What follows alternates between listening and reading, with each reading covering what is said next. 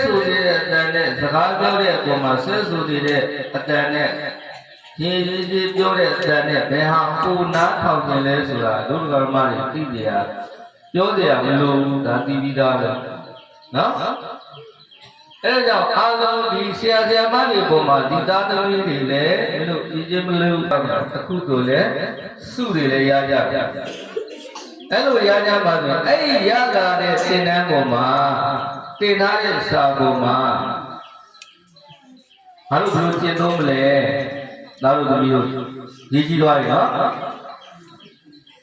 သားတို့သမီးတို့တင်ထားတဲ့စာပေါ်မှာငါတို့ဆရာမတွေဆရာမကကုတဲ့တစ်နှစ်ပဲကြီးကြီးနှစ်နှစ်ပဲကြီးကြီးတစ်ရက်ပဲကြီးကြီးအဲ့ဒီဆရာကြီးအနန္တောနန္ဒ၅ပါးထဲမှာပါတော့ကောင်းလား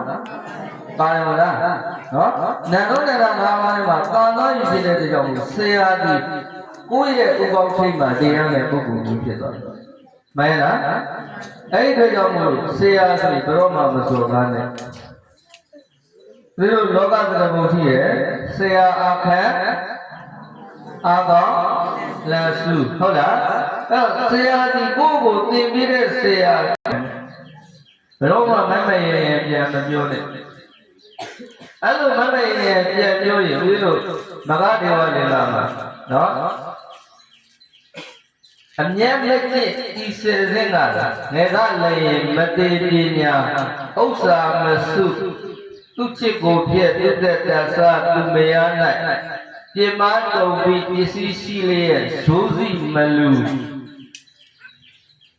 ပညာရှိတဲ့နိဂမမတ်နော်အဲ့မှာပညာရှိတဲ့နိဂမမတ်ပညာရှိတဲ့ပညာကိုသားတို့သမီးတို့ကလေးလာမှုမရှိဘူးတင်ကြားမှုမရှိဘူးနာယူမှုမရှိဘူးဆိုရင်အဲ့ဒီကအလကားပဲနော်ပညာရှိတဲ့နိဂမမတ်အမြတ်မကျင့်ဤစေရင်ကဤရင်စရာဥသောခါဝေပူဇာနောင်တရတဲ့ဆိုရှင်အသက်ကြီးလာရမလေးစားလို့မလေးမစားလို့လာတယ်နော်ရဲရဲစတိုင်းနေလာတယ်ဘဝကိုဖြစ်တယ်လို့ပြန်တန်းလာတယ်ဆိုရင်အဲ့လိုဒီကြီးတဲ့အခါမှာနောင်တတရားနဲ့နေရပြန်မှန်တာနော်ကိုယ်ပေါ်မှာကျေးဇူးရှိမှုတဲ့ပုဂ္ဂိုလ်ကိုကျေးဇူးပြန်မဆက်နိုင်ဘူးကြီးတဲ့အခါမှာနောင်တတရားနဲ့နေရဒါသားတို့ဒီလိုသိအောင်ပြောပြအဲ့တော့ပြောတဲ့ကောင်းကြီးရတော့နော်တင်းတဲ့အတွက်လိုအပ်ချက်ကောင်းပါလေဦးဇင်းတို့လည်းကြိုးစားပြီးတော့အလုပ်လုပ်နေတယ်လိုအပ်ချက်ကတော့ဦးဇင်းတို့ဝိုင်းဝန်းပြီးတော့ကူညီပြီးတော့နော်အလုံးစုံဆရာမတွေရောသောသူရလာကလာမှာကောင်းနေရောကျောင်းသားကျောင်းသူတွေရောတက်ညီလက်ညီနဲ့ဝိုင်းဝန်းပြီးတော့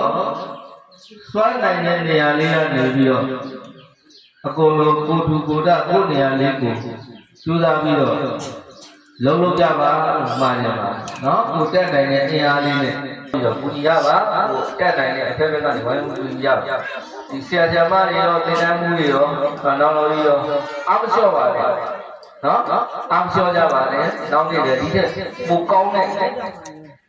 ပိုပြည့်စုံတဲ့သင်တန်းကိုဖွင့်နေအောင်ဦးဇင်းတို့လည်းကျူးသားပြောရမယ်လို့ဒီနေရာနေပြီးတော့ဦးဇင်းတို့ရဲ့ပြောကြတဲ့စကားကိုဒီကုန်းကပ်ပဲအဆုံးသတ်ပါလေ